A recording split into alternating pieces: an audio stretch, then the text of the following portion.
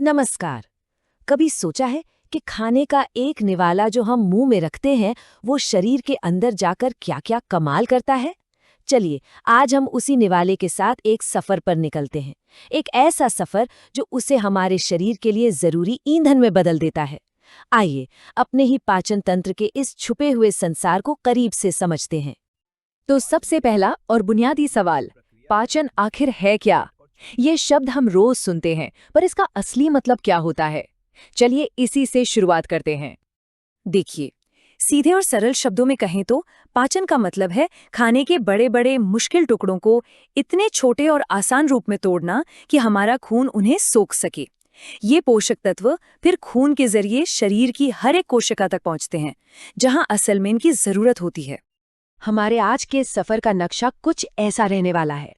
हम मुंह से शुरुआत करेंगे, फिर आमाशय के एसिडिक माहौल से गुजरेंगे, छोटी आंत के मेन हब में पहुंचेंगे और बड़ी आंत से होते हुए ये जानेंगे कि भोजन आखिर में ऊर्जा बनता कैसे है। हम ये तो जानेंगे ही कि पाचन कैसे होता है, पर उससे पहले ये समझना जरूरी है कि ये होता क्यों है। असल में पाचन हमारे शरीर का वो तरीका है जिससे वो खाने को ईंधन में बदलता है। वही ईंधन जिससे हम चलते फिरते हैं, बढ़ते हैं और अपनी मरम्मत भी करते हैं। और हाँ, हमारा ये सफ़र शुरू होता है हमारे मुंह से।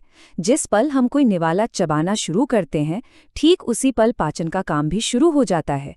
यहाँ दांत खाने को पीसते हैं, लेकिन साथ ही एक केमिकल हमला भी शुरू हो जाता है।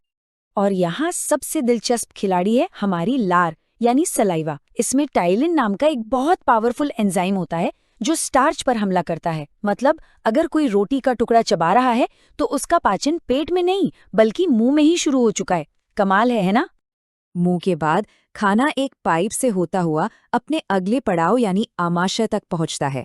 इसको एक तरह का मिक्सर ग्राइंडर समझिए, जहां खाने को बहुत शक्तिशाली केमिकल्स के साथ मिलाया जाता है। आमाशय में जठर रस नाम का एक जबरदस्त केमिकल कॉकटेल तैयार होता है।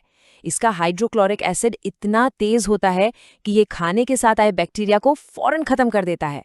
फिर पेप्सिन प्रोटीन पर काम शुरू करता है और रेनिन दूध को पचाने में मदद करता है। सोचिए, हमारे पेट के अंदर ही एक पूरी केमिकल फैक्ट्री चल रही है।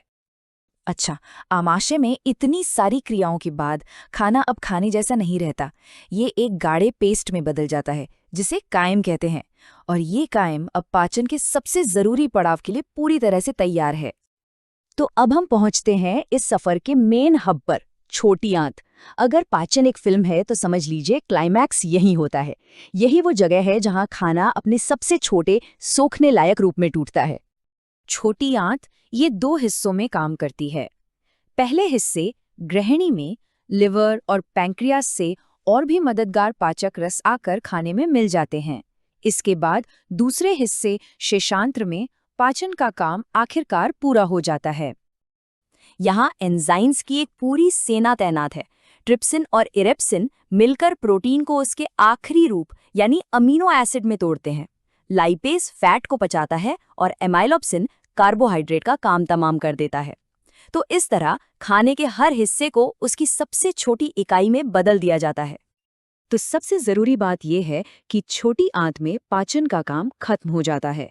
खाना अब प्रोटीन, कार्बोहाइड्रेट या फैट नहीं, बल्कि अमीनो एसिड, ग्लूकोज और फैटी एसिड जैसे छोटे छोटे कणों में बदल चुका है, जिन्हें शरीर अब इस्तेमाल कर सकता है। यहाँ एक बहुत जरूरी फर्क समझना होगा, पाचन और अवशोषण। पाचन का मतलब है खाने को तोड़ना, जो अब तक हो चुका है, और अवशोषण का मतलब है उन टूटे हुए पोषक तत्वों को खून में सोखना, जो अब शुरू होगा। तोड़ना और सोखना दो अलग अलग काम हैं। तो ये अवशोषण यानी सोखने का काम होता कैसे है? छोटी आंत की अंदरूनी दीवारों पर लाखों उंगलियों जैसी बनावट होती है, जिन्हें विली कहते हैं। इन्हें एक मखमली कालीन की तरह समझिए, जो सतह का एरिया कई गुना बढ़ा देता है ताकि ज्यादा से ज्यादा पोषक तत्व सोखकर सीधे खून में भेजे जा सके। छोटी आंत में जब सारे पोषक तत्व सोख लिए जाते हैं तो जो कुछ भी बचता है वो अपने सफर के अंतिम पड़ाव यानी बड़ी आंत में पहुंचता है। यहाँ पाचन तो नहीं होता, पर एक बहुत जरूरी काम जरूर होता है। बड़ी आंत का मुख्य और सबसे महत्वपूर्ण काम है बचे हुए पदार्थ में से पानी को सोखकर शरीर में वापस भेजना। ये शरीर के लिए पानी की बचत करने का एक बहुत ही कुशल, बहुत ही एफिशिएंट तरीका है। तो पाचन का सफर तो यहाँ पूरा हो गया, लेकिन कहानी अभी बाकी है दोस्तों। पोषक तत्व खून में तो पहुंच गए, पर अब उनका क्या होगा? वो खाने से ईंधन कैसे बनेंगे? असली नतीजा तो अब सामने आएगा। इस पूरी प्रक्रिया को हम 3 आसान स्टेप्स में समझ सकते हैं। पहला, अवशोषण, जिसमें पोषक तत्व खून में मिलते हैं। दूसरा, स्वांगीकरण, जब कोशिकाएं इन पोषक तत्वों का इस्तेमाल करती हैं। और तीसरा, मल त्याग, जिससे बचा हुआ वेस्ट शरीर से बाहर निकल जाता है। स्वांगीकरण ही इस पूरे सफर की मंजिल है। यही वो जादुई पल है जब खून से मिले पोषक तत्व हमारी कोशिकाओं का हिस्सा बन जाते हैं और इसी से हमारा शरीर बनता है, अपनी मरम्मत करता है और हमें दिन भर काम करने की ताकत मिलती है। और आखिर में ये बात पूरी कहानी को बहुत खूबसूरती से बताती है। खाने के एक साधारण निवाले से शुरू होकर शरीर की हर एक कोशिका के निर्माण तक का ये सफर ही पाचन की असली ताकत और अहमियत को दिखाता है। तो अगली बार जब कोई भोजन का एक निवाला ले, तो इस पूरे अद्भुत सफर के बारे में जरूर सोचिएगा, और ये भी कि वो छोटे छोटे पोषक तत्व आखिर कैसे हमारे शरीर के अलग अलग हिस्सों का निर्माण करते हैं। ये अपने आप में जीव विज्ञान का एक और रोमांचक अध्याय है। सोचने के लिए एक दिलचस्प बात है ना?